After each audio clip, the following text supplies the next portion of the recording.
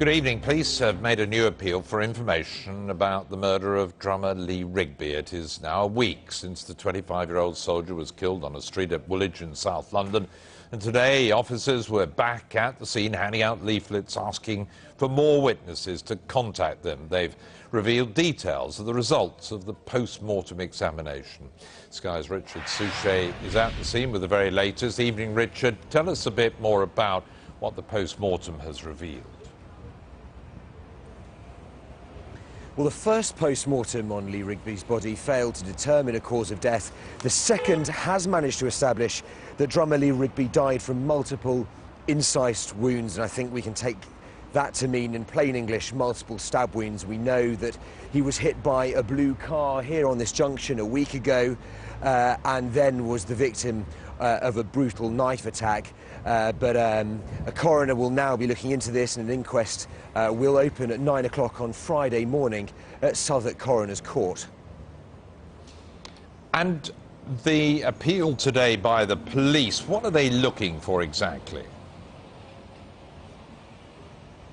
Well, they're looking for fresh information because the police have said that this is a very complex inquiry, and so they want to make sure that they've managed to extract all the information and all the evidence that may be useful to their investigation from the public. And it's 1 week on since Lee Rigby died here, and they've used that as a marker, as a moment to target the public and see if there's anything else that they know. And they closed off a lane here in each direction at this junction and handed out this leaflet, which you can see. And on this leaflet it asks the public to get in touch if they saw the car involved, a blue Vauxhall Tigra, registration number N696 JWX. It says he was then attacked by two males.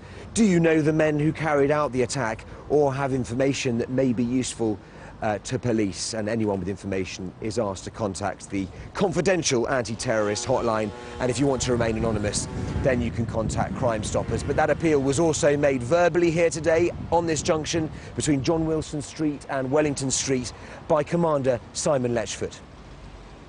7 days ago, Lee Rigby was murdered in a violent act which was both horrific and shocking.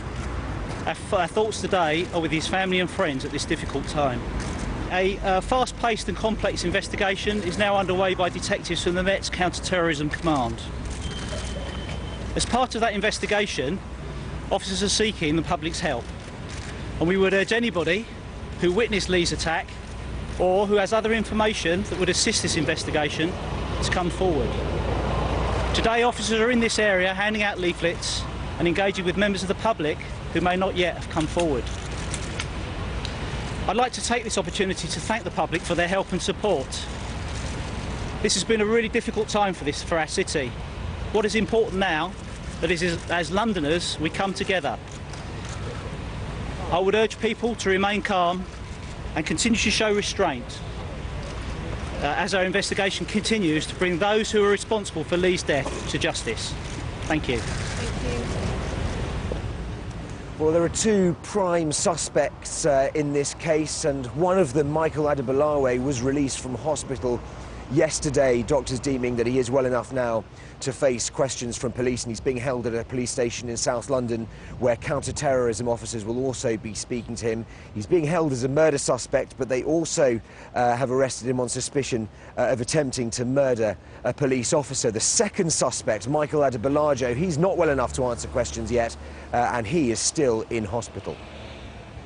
Thanks very much indeed, Richard. Well, in the week since Lee Rigby was killed, a growing number of tributes have been left at the scene there in Woolwich, and Sky's Michelle Clifford has been to speak to some of those paying their respects, including one woman who confronted one of the suspects during that attack. We always remember. We remember the fallen. We'll always remember them. And it's best that everybody does. You can't forget people. And it is horrible that this person fell in this way. This is real. It's happening now, and you've got to pay some. You've got to remember this person. This is our country. This is our home. Things like this shouldn't be happening here, you know. So come down and just pay your respects. All these days on, and still people keep on coming. And Ingrid Luaya Kennett has come back. returning to this spot for the first time since she was captured on camera facing down one of drummer Lee Rigby's alleged attackers. Many people are shocked, many people like the soldiers, the army, and yeah, they think they do a tremendous job, and they're saddened that they have been killing such cowardly. I mean, so this is really a coward action. The first simple bunches of flowers laid in the hours after the soldiers' killing seemed to act as an emotional catalyst for so many. This stretch of road in Woolwich now transformed into a very public statement of sympathy, yes, but also defiance. It really draws people together and it helps in the grieving process, and it shows a sense of community, so they can really feel a sense of community when they come out publicly and show their grief. And it's really important for the family, that the family know that people have really been affected by this and their thoughts are with drummer Lee Rigby. The cards, the statements, the faces here speak of multicultural reaction and revulsion, at odds with some of the statements espoused in the last week by the far right. Support for the English Defence League, whose members marched to this now high-profile location, has increased, but there's little evidence it's been able to capitalise significantly from the attack.